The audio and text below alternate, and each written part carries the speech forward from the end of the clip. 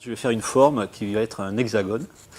L'hexagone pour symboliser le composite parfait, ou du moins le matériau parfait que la nature a naturellement, de façon intuitive, fabriqué. Je pensais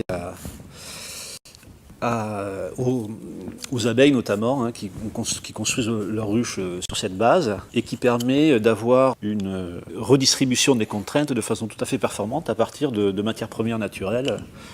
Donc un système qui fonctionne très bien, hein, qui a été fabriqué par les insectes notamment, et que nous, dans notre démarche de scientifique au niveau de la fabrication de nouvelles générations de colle à partir de matières premières renouvelables, essayons de reproduire. C'est-à-dire qu'on va essayer de trouver des produits qui seront des substituts aux matières premières que l'on utilise aujourd'hui et qui sont fabriquées à partir de pétrole. Parce que je veux parler des colles, pour pouvoir réaliser des objets tout aussi performants que ceux que l'on utilisait avec des produits dérivés du pétrole.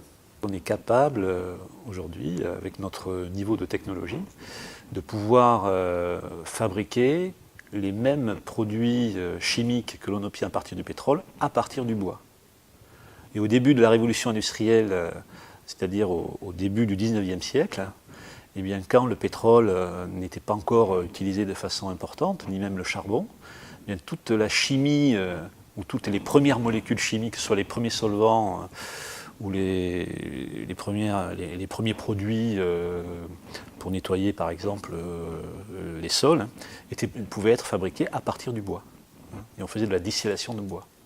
Donc on retrouve aujourd'hui ces propriétés-là, de pouvoir, à partir du bois, générer toute une série de produits chimiques à partir desquels on va pouvoir refaire notamment des plastiques.